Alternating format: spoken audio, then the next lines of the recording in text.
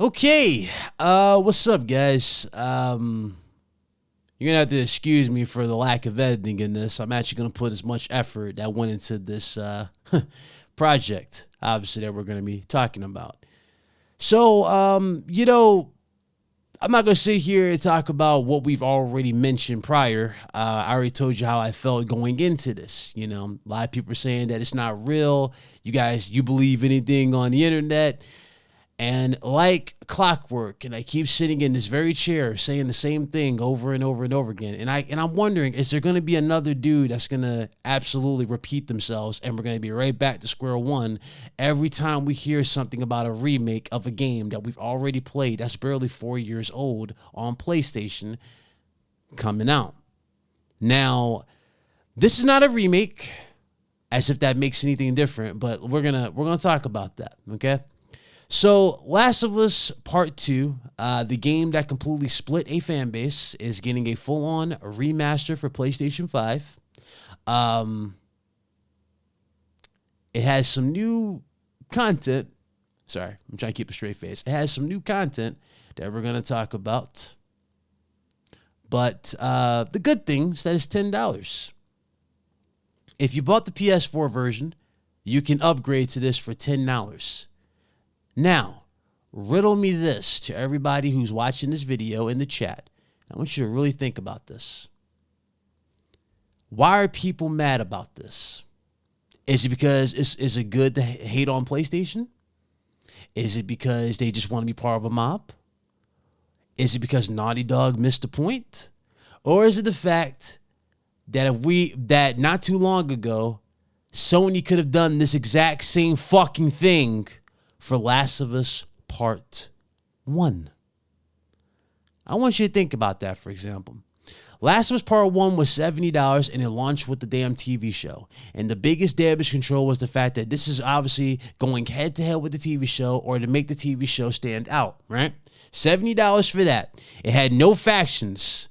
And this ultimately came back to hurt Naughty Dog because guess what? Factions is now put on hold. And the last time we heard something about factions is that they're still working on it, but it's still on hold. It's on ice. And they wanted $70 for that. And they gave you a speedrun mode, right? They gave you a speedrun mode for Last of Us Part 1, a remake. And that's it. Oh, accessibility features. That's it. And they wanted $70 for that. We now fast. Now, why am I bringing up Last of Us Part 1? Why am I bringing this up? That doesn't make sense, Big Cloud. It was a remake. Okay. All of what I just said is in Last of Us Part 2 remaster. Everything. 4K, load times, accessibility features that's in Part 1 or in Part 2. The speedrun mode is in Part 2. And it even gave you a new game mode, a rogue-like game mode, plus 3 additional maps. 3 new maps that they couldn't include in the original game. Think about that, for example, here. Think about that. And they want $10 if you have the PS4 version.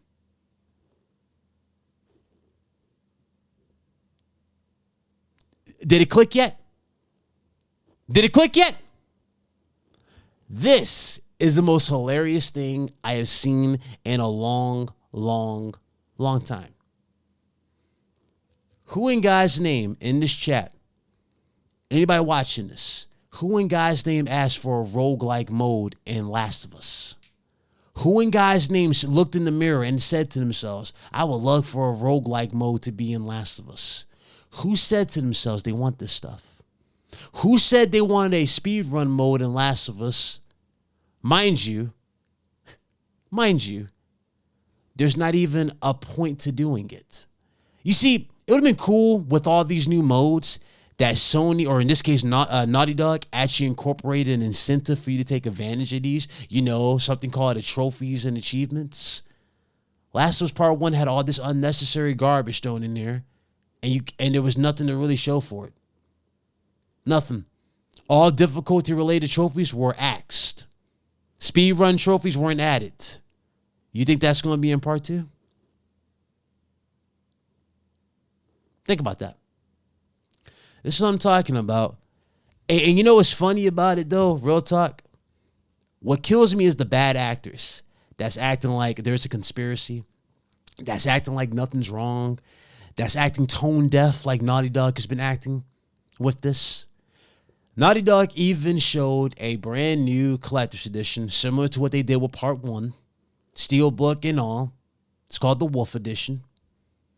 Has the exact same, pretty much the exact same style, artwork as the last one. If you do a comparison, you can basically see both ones. It's not hard to tell which. Just remove Joel and put Abby in his position. Literally, it's the exact same artwork. If you do the side by side, it's actually pretty hilarious.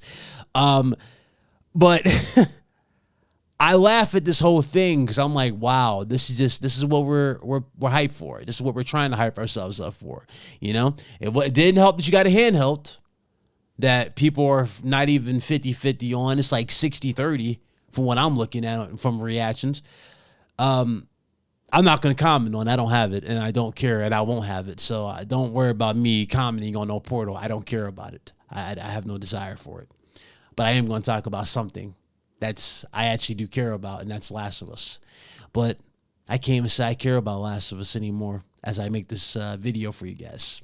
There's a reason why I look so defeated in this video. Because honestly, Naughty Dog has broke me. Listen, I'm always going to be a Naughty Dog fan at heart. I'm always going to remember the good things that they did. I'm going to remember the good Uncharted games that we got back in the day, back when we first got Last of Us the first time, you know? I'm going to remember those good moments. It was a good time. It was a great run with Naughty Dog. But like I said, there's a tier list. And Naughty Dog has slowly been dwindling down this tier list. And I don't even know if I want to blame Naughty Dog or if I want to blame PlayStation. But one thing is for certain, this is supposed to be your S tier studio, right? This is supposed to be the studio that rivals Rockstar. And we've seen their work before, their detail, everything. We've seen all this stuff. This is supposed to be that studio. You mean to tell me that this damn studio can't give me a new original IP in 2023, going into 2024? You mean to tell me that this studio can't give me an update on anything for the future of their roadmaps? Nothing. You mean to tell me I'm supposed to sit here and get excited about playing a 5-year-old game that we've already beaten and most of us have despised? We're supposed to be hyped for that same game to get repackaged for PS5 in 2023. Mind you,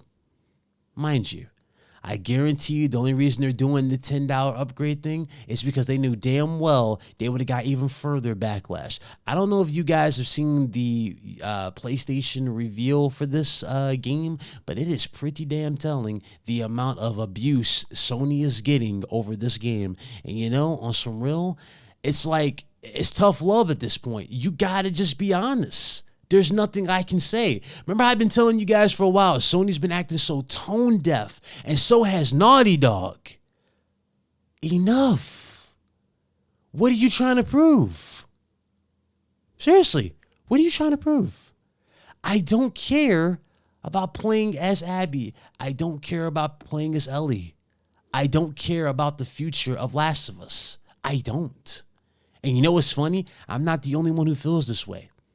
Last of Us Part 2 was so bad for me. Let me throw that out there. It was so bad for me and a lot of others that I don't care for Part 3. I don't care what you do with Part 3. People might start yelling cap. One thing about me, and this is one thing you're going to learn with me. If I say I'm done, I don't care if it's about a person or a game, a TV show, whatever. If I see I'm done, oh yeah, I'm legit done. Today is the day where I officially hang my hat on anything Last of Us. I won't be complaining about it. I won't be talking about them. I won't be even hyping them up. I don't care what that team has to working on in regards to Last of Us. I do not care. Last of Us is a joke at this current time. It's funny. Dudes was like, yo, Big Cloud, how can you hate on Last of Us Part 1? It looks better than anything on Xbox. As if that makes it any better for the fact that you're getting nickel and dimed for $70 and they're just laughing in your face, spitting in it at this point by not incorporating factions. And then you had the bottom feeders. Well, you got Last of Us factions for free on PlayStation Plus. I mean, duh, do you play your PlayStation? Who the hell wants to go back and play the old outdated version of factions when we got a brand spanking new representation of the same game with a new engine, new animations, etc.? Why not have that in here? And that game with that game mode would fill the gap for Last of Us Part 2's factions or factions 2. Why not just have that? Do you see how it makes, you see how much sense I make when I explain this to you and you actually open your fucking ears and you listen? Maybe you would understand how much of a fucking fool you are and how much you've been bent the fuck over and look like a fucking idiot in the long run. Now look at you. Look at what you got for Last of Us. Nothing. I'm done arguing with you dudes. I'm done. This is pathetic. This is pathetic. Dudes really stood by and were absolutely on board with a $70 Last of Us Part 1 remake because of damn, what was it, haptics, accessibility features, and that's it. 4K visuals, it's the same thing. Same game. These are the standards that you have set for PlayStation. And guess what? If you buy this one, which I already know a good chunk of you are because you like to be simps, guess what? Guess what's going to be coming around the corner and you're going to look even more dumb? Horizon Zero Dawn remake. You forgot about that? That game is still in the pipeline. Still in the pipeline. The whole slate is going to PC. Remember that. But they're also getting remakes for PS5. Why? Because they can't leave you guys leaving out. Greatness awaits, right? Well, this is what greatness is, I guess. All I'm going to say is God bless Insomniac Games for keeping PlayStation 5 relevant. If it wasn't for Insomniac Games, I'm telling you right now, this whole console war bullshit that people like to put so much emphasis on, it would be a lot, it would actually look a little hilarious in the longer. Now I really think about it, it would absolutely look hilarious to me. Just seeing what is dropped, what has been revealed, etc., right? In this long line, in this lineup and whatnot, and just seeing the difference between quality and developers who absolutely do care versus others who are just literally, and you know what? That's not even fair for me to say. I'm not even going to say Naughty Dog doesn't care because that's bullshit. They do care. But the thing is, they're being tethered to projects they shouldn't be tethered to. Their talent is being wasted on stuff that they should not be wasted on. Their talent, which is some of the best that this damn company has and has shown for years, is being made a mockery of. I can't stand with this. I can't get excited for this. And it does nothing for me. It does absolutely nothing for me. It does nothing for you. It does nothing for you. It won't do nothing for you next year when you get another one or whatever. It doesn't matter. This does nothing for us. If you want to sit here and act like this is a good thing, do not cry and complain when Horizon Zero Dawn gets that remake. Do not cry and complain when other games start getting remakes, like Until Dawn or something. Actually, you know what? Here's the funny thing. I would take Until Dawn over Last of Us Part 2 any day of the week. But I'm telling you right now, this whole direction Sony's doing, this tone-deaf nature with the fan base, and just the overall lack of caring needs to seriously be addressed. It is pathetic at this point in time. I cannot sit here. I cannot fathom what I'm seeing. It is a joke. How is it that you give so much attention to games that people don't care about, but the games people do care about, like Bloodborne, for example, is getting left in the dust? How does that make any sense? How does it make sense? How? You listen to the community. Okay, where's Bloodborne?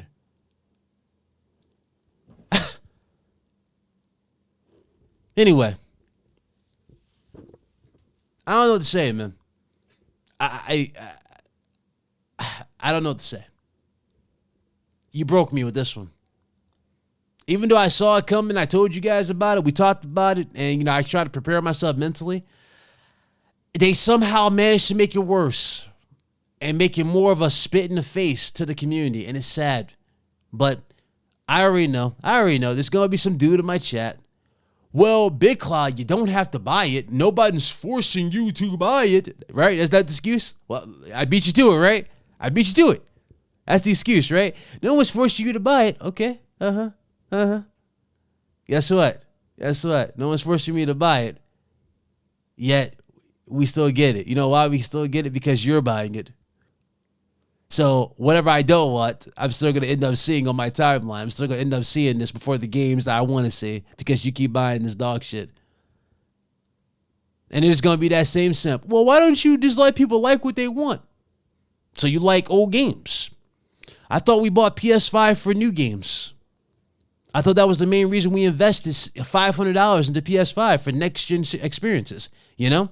Games that are not locked at 30. We wanted games at 60 and above. Games that look like PS3 games. We want them to look like masterpieces, but also running well with new features, right? Think about that. Games still running at 30 as it is. Dude's making excuses for it. Games launching incomplete. Dude's damage controlling. The games that run, or the games that absolutely slap you in the face, dudes are damage controlling for. And then ironically, the games that do try and give you more and more and more, these games are the ones getting critiqued into oblivion. This is so ass backwards. It is hilarious to me. But that's just another topic for another discussion. I really don't care. I'm not even gonna get into it anymore. I'm actually more annoyed as it is as I sit in this chair. That's my video, man. I'm just tired. Naughty Dog, I listen, I'm always gonna be a fan of your work and what you've done, but consider me officially no longer a believer when it comes to anything Last of Us. I don't even care about factions too, because odds are that's canceled. Even though you're still working on it, I don't even care for it at this time, unless you knock my socks off with something amazing. But again, at this point, there hasn't been anything that's been screaming that type of excitement coming out of Naughty Dog's camp, sadly. And that's not me being harsh. That is that's just me being honest. So whatever the case may be, but Naughty Dog, don't care.